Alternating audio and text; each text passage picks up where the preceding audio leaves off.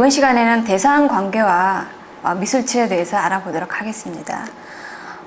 치료사는 내담자의 이미지를 통해서 내담자의 과거 인간관계에 대해서 인간관계에 비롯된 내담자의 태도나 정서나 어떤 기분들을 느낄 수가 있습니다. 이렇게 표현된 것들은 우리 개개인의 세상에 대한 지각을 만들어내는 우리 내부 안에 있는 너와 나에 대해서 말을 해주는데요. 또한 우리의 세상에 대한 반응을 이끌어내고 형성시키기도 합니다. 이렇게 내담자의 표상은 치료사의 세계 속의 관계와 만나는데요. 내담자와 치료사가 알아가게 되면서 내담자의 경험이나 자각이나 느낌이 치료사 안에 있는 어머니나 또는 아버지나 또는 아이와 비슷할 때 치료사 안의 존재는 그 내담자하고 만나게 됩니다. 이렇게 치료사와 내담자 이 두 사람이 만나고 있다고 하지만 사실은 그 만남에는 여러 단계의 의식 수준이 있는데요. 이 각 사람의 과거에서 온 관계들이 서로 만나기도 하고 또는 얽히기도 하고 때로는 없어지기도 하는 것입니다. 근데 미술은 이러한 관계에 또 하나의 차원을 더해주는데요. 때로 미술 작품은 관계 속에서 어떤 일들이 일어나고 있는지를 보여주기도 합니다. 또는 미술 작품은 말과 반대되는 어떤 것을 보여주기도 하는데요. 이런 것들은 우리에게 새로운 의식 수준을 줌으로써 우리의 내적 관계에 대해 새로운 시각을 갖게 만들어줍니다. 미술 치료를 할 때 사용할 수 있는 대상관계 이론의 핵심은 한 사람의 현재 상태에 영향을 주는 초기의 내면화된 관계인데요. 그것은 이제 초기의 어머니와 아동과의 관계에서 어떤 결함이나 문제가 있는 것이라고 말할 수 있겠습니다. 이런 내담자들에 대한 치료는 무의식을 의식으로 만드는 것이 아니고 그들의 정신 구조는 통합과 응집력이 결핍되어 있다고 보고 있습니다. 따라서 치료 과제는 무의식을 드러내는 것이 아니라 초기에 모자 관계에서 얻지 못했던 관계를 완성하도록 돕는 것입니다. 이러한 치료적 만남에서 공명이 아주 중요한데요. 치료사는 내담자를 거울에 비추듯이 비추어주고 정서적인 반응을 해줌으로써 어떤 공감 과정을 촉진하게 됩니다. 예를 들어서 대상 상실이 치료 중심이 되는 그런 내담자에게 삶의 응집력을 주는 중요한 인물이 없었는데요. 내담자에게 필요한 것은 상실로 비롯된 상처를 복구하고 고통을 헤쳐나갈 수 있는 용기를 주게끔 하는 것이 치료의 관건이 되겠습니다. 이런 부적절한 초기 대상과의 관계가 같은 문제를 다루는 치료에서는 역설이 존재하기도 하는데요. 치료사는 아무리 해도 내담자가 잃어버린 대상이 될 수는 없습니다. 그렇지만 치료사의 존재는 원래의 손상과 문제점을 고칠 수 있도록 해주는데요. 이러한 치료에서 우리 내담자의 초기 상실과 문제점들을 경험하면서 그 경험을 모으고 조직해서 내담자로 하여금 그가 겪었던 외상과 실망과 혼동을 보다 긍정적으로 재조직하도록 분위기를 만들어줘야 되겠습니다. 자, 따라서 미술이 하는 역할은요. 미술은 내적 대상 관계와 그에 연합한 방어와 그리고 발달상의 문제를 보게 해주는데 따라서 이 치료적 관계는 대상 관계를 경험하고 탐색할 수 있는 안전한 틀을 제공해 줍니다. 또한 미술 작품으로 표현되는 과정 속에서 지금의 관계가 어떠한 수준인지를 알 수 있게 하고요. 그리고 미술 작품의 질은 추상적이지만 자기가 포함되어 있기 때문에 초기 관계의 질 또한 드러나게 됩니다. 이 미술 치료는 심리적 공간이란 말을 사용하면서 이 심리적 공간의 가능성을 제공하거나 두 사람 간의 상호작용을 통해서 그러한 공간이 생기도록 하거나 아니면 반주시키거나 보충시켜서 심리적인 공간을 재조직하도록 도와줍니다. 따라서 억압적인 방어로 표현을 억압했을 때 미술 형태나 관계 안에서 죽거나 병든 공간도 생길 수가 있다는 것인데요. 미술 치료에서는 이런 메마른 아동기 상호작용을 재창조하도록 관계가 경험이 된다고 보고 있습니다.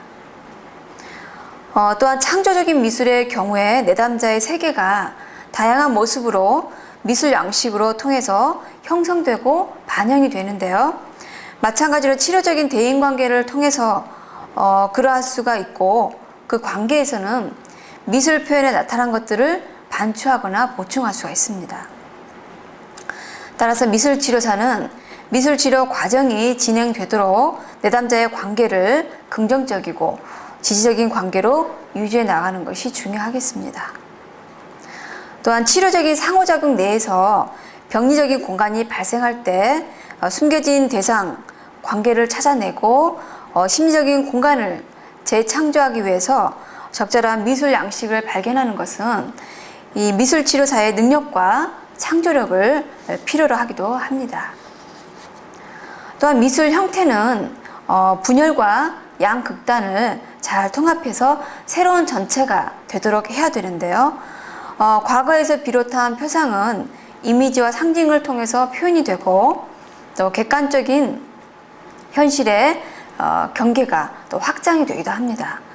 이 이미지들은 제각기 어떤 고유한 리듬과 어떤 부피와 무게를 지니면서 에너지와 감각과 색깔로 나타나는데요.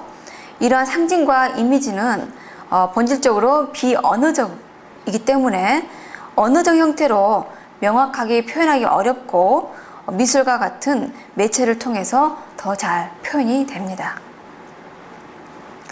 하지만 미술에서도 이미지를 만들기 위해서 생각하고 판단하는 중에 이 사고가 개입이 되지만 그렇다 하더라도 언어가 훨씬 더 많은 사고가 개입이 됩니다. 그래서 이것은 이렇게 내담자의 작품을 만들고 나서 내담자의 작품을 보고 질문을 하거나 또는 그 작품에 제목을 붙이게 하거나 또는 글을 짓게 하는 경우, 이런 것들은 자아가 원시적인 욕구를 이해하고 다루기 위해서는 2차 사고 과정, 즉 언어로 표현하는 것이 필요하기 때문입니다. 이렇게 미술로 표현하는 것은 언어로의 그 세계로 전환하는 것을 돕기도 하는데요. 말이 현실과 깊이 관련이 되어 있지만 결코 현실이 언어로 다 표현될 수는 없습니다. 그래서 이러한 관점에서 보면은 비언어적인 표현 내에서 각기 다른 수준의 현실이 경험되고 이해된다고 볼 수 있겠습니다. 말로는 생애의 첫 단계는 어머니와의 행복한 합일이 특징적인 정상적인 자폐 단계라고 말을 하고 있습니다. 출생 후에 3개월쯤 되면 이 애착 과정이 형성이 되는데요. 이를 공생이라고 부르고 있습니다. 이런 미분화 상태에서 점차 나와 너라는 개념이 생기면서 분화가 되기 시작을 하는데요. 공생의 단계들은 어머니와 자녀 사이에 개별화와 차별화가 생기기 시작합니다. 그래서 아동은 공생 상태로부터 분리와 개별화 상태로 성장이 되는데 그 가운데 자신의 정체성과 대상 항상성을 획득하게 됩니다. 이것은 대략 2세 반 무렵에 발생이 되는데요. 아동은 자기 자신과 또 분리된 타인에 대한 감각을 가지게 되고 사람과의 관계를 맺을 때 자신의 욕구 충족자로 대하기보다는 한 사람으로서의 그 타인과의 관계를 맺게 됩니다. 이때 아동이 이제는 양가 감정을 참을 수가 있게 되는데요. 이때 좋은 것과 나쁜 것 간의 분열을 극복하게 됩니다. 또 아동은 자신을 스스로 돌보고 스스로 확인하면서 어떤 자기애적 평형을 유지할 수 있게도 됩니다. 또한 호너는 각 발달 단계와 관련된 문제들을 소개하면서 잘못된 초기 대상 관계로 인해서 생길 수 있는 문제와 병리를 연관을 짓고 있는데요. 그 특징은 애착과 조직화가 결여되어 있다고 말을 하고 있습니다. 이 병리적인 성격은 생애 몇 달 동안 비록 만족할 만한 정상적인 자폐기를 지냈다고 할지라도 초기 애착 형성에서 문제가 있었던 것으로 보이는데요. 이 정상적인 공생이 시작되는 생후 4개월에서 5개월경에 분화가 실패가 되면 병리적인 상태에서 볼 수 있는 내면 세계와 외부 세계를 구별하지 못하는 그런 문제가 생기게 됩니다.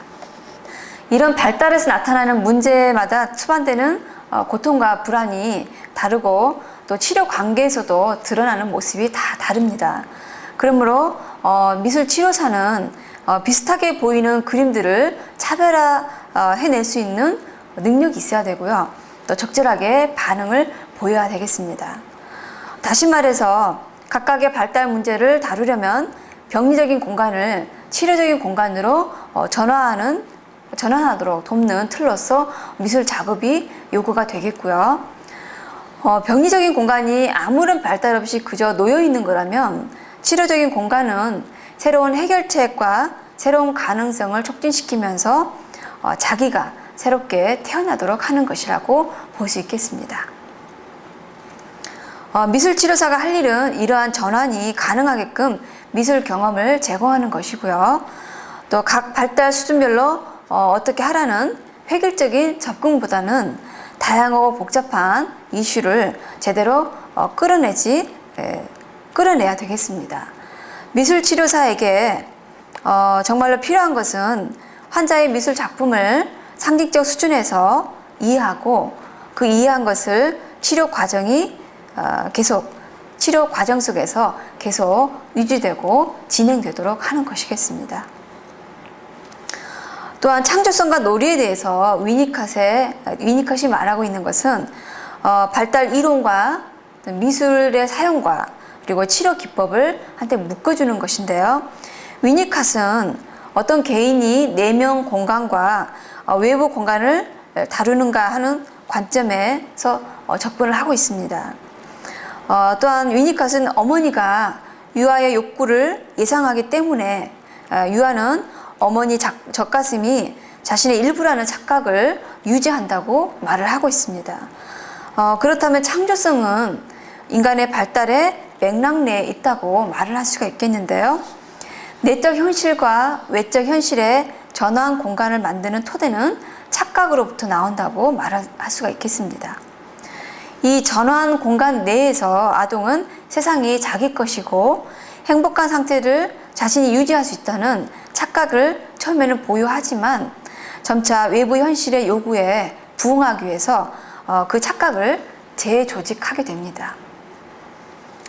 또한 위니컷은 내부 현실과 외부 현실을 연결짓도록 하는 이 전환 공간을 재창조하고 초기의 창조성을 회복하기 위해서는 내담자와 치료사 모두 놀이할 준비가 되어 있어야 한다고 보고 있습니다. 그래서 위니컷은 치료란 놀이이고 내담자가 놀이할 수 있도록 치료사가 도와야 된다고 말을 하고 있습니다.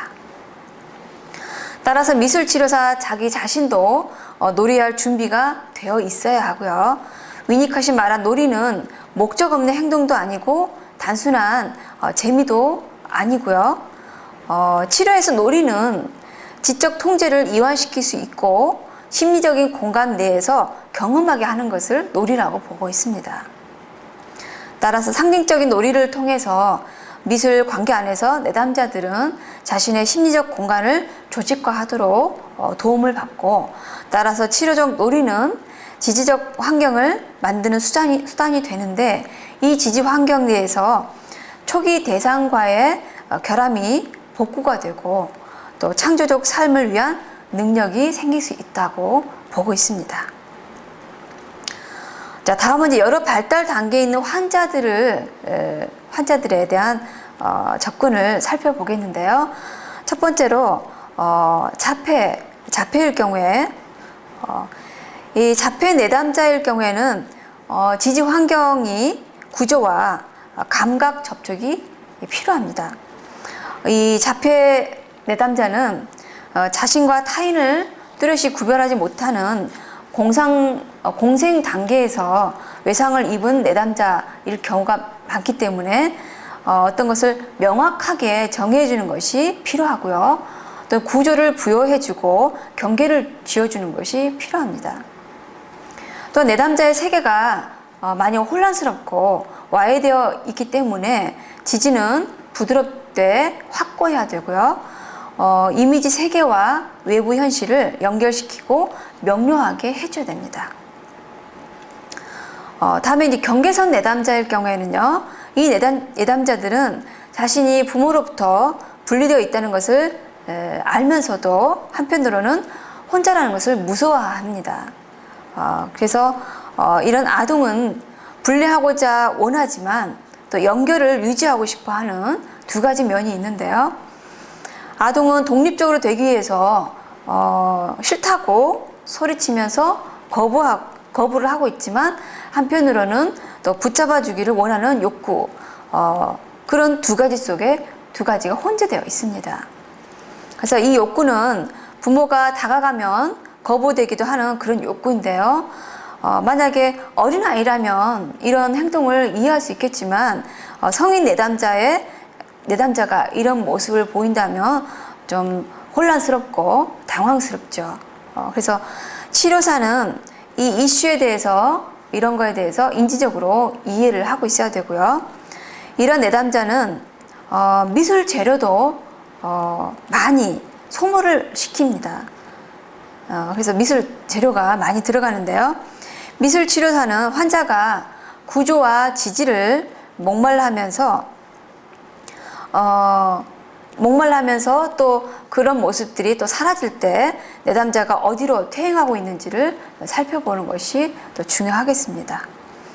더 나아가 이제 치료사는 내담자로부터 평가절하 당하거나 과대평가 당하거나 받거나 이럴 때 어쨌거나 항상 흔들림이 없어야 하고요. 또 선과 악의 분열에 민감해야 되겠습니다. 또한 부분적으로는 투사적인 동일시나 또는 철회나 내면화나 부인 등 이런 방어 기제를 또 보일 수가 있습니다. 그래서 이런 방어 기제가 드러날 때는 주의를 기울여야 하고 치료적 놀이 속에서 직면을 시키는 게 좋겠습니다. 다음으로 자기애적 성격 장애일 경우에는요, 내담자가 이런 내담자는 주로 방어적이지 않는 게 특징인데요. 적대감을 방어하고자 이상화하는 신경증과는 달리 자기애적 내담자의 이상화는 치료 과정에서 중요한 발달 단계가 되겠습니다. 이 내담자는 일관된 대상으로부터 반응을 받지 못했기 때문에 미술치료 과정에서 상호작용이 그것을 회복시킬 수가 있습니다. 그래서 치료사는 따뜻하고 지지적인 상호작용을 해주는 게 바람직하겠고요. 다음으로 우울을 경험하는 내담자는요, 이런 우울이나 불안이나 이런 기분장애 내담자들은 자기 안에 나쁜 것과 좋은 것을 통합해내지 못합니다. 실제 사례를 보면서 좀 설명을 드릴 텐데요. 지금 이 작품을 만든 내담자가 지금 우울과 불안을 경험하는 내담자인데요. 왼쪽 그림을 보시면 지킬 박사와 하이드 앤 지킬이라고 해서 자기 내면의 어떤 선과 악을 지금 구별해서 분열된 그런 자신을 지금 작품으로 만들어냈고요. 그리고 오른쪽에는 이렇게 그 혼란스럽고 답답한 마음을 이렇게 표현을 하고 하면서 제목을 지었습니다. 방 안의 코, 즉 우울과 불안으로 인해서 주로 방 안에 있는 자신의 어떤 답답함을, 자신의 모습을 이렇게 표현을 해냈고요. 자, 그런 다음에 지금 손에 그 물감을 묻히면서 보라색, 짙은 보라색 물감인데요. 보라색 물감을 손에도 바르고 또 롤러를 가지고 저렇게 칠을 하면서 뭔가 힘과 에너지를 받는 그런 느낌을 받을 수가 있었습니다. 치료사가. 그리고 그 보라색으로 칠한 두 손을 마주 잡음으로써 어떤 치료자와의 어떤 신뢰 또는 상호작용을 나타내는 그런 것으로 보여질 수가 있겠고요. 그런 다음에 내담자가 치료사와 같이 작업하기를 원했을 때 치료사가 내담자와 함께 면 분할법이라고 해서 치료사와 내담자가 번갈아 가면서 한 번씩 어떤 면을 분할하는 방식으로 경계를 그어서 색을 칠하는 그런 방법으로 작업을 했습니다. 그래서 작업을 한 다음에 완성된 걸 가지고 내담자가 이 표현을 하기를 지금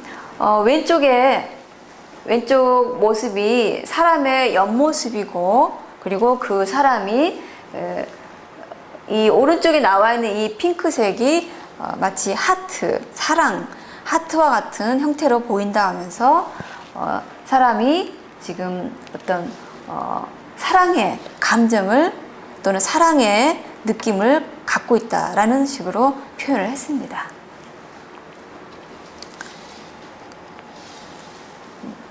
자, 이렇게 내담자와 치료자가 어떤 지지적이고 따뜻한 상호작용을 한 후에 이 내담자는 또 개인 작품을 만들었는데요. 검정색 기둥을 만든 다음에 그 사이사이에 이런 풀밭과 같은 것을 표현을 하면서 이 풀밭, 이 어떤 생명, 이런 것들을 희망이라고 표현을 했습니다. 그리고 이 내담자가 지금 작품의 안에 보시면 물감을 여기를 보시면 지금 물감이 고여 있어요. 다른 데는 말랐는데 이 부분은 물감을 많이 떨어뜨려서 검정색 물감이 고여 있는 그런 것을 보면서 어떤 기둥 안에서 어떤 그 표현들을 해냈는데, 이 작품을 통해서 어떤 내담자의 창조성, 어떤 잠재력, 다양한 표현들을 살펴볼 수가 있겠습니다. 그래서 넘어져 있는 자신, 그렇지만 다시 일어나서 반드시 설 수 있는 어떤 희망을 표현해주는 작품으로 볼 수 있겠습니다. 자, 이렇게 기분장애 내담자들은 자기 안에 나쁜 것과 좋은 것을 통합해내기가 힘든데요. 그 좋은 것들을 모두 쫓아내버리고 어떤 강하고 적대적인 내사만을 붙잡고 있는 경우가 많습니다.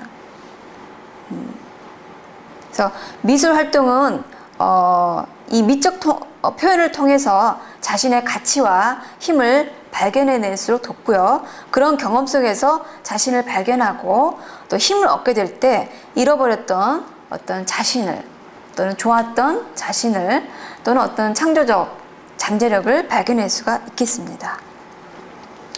그래서 미술치료사는 내담자의 발달 수준을 평가해서 환자의 내적 상태를 경험하고 조직하면서 다시 반영해 주는데요.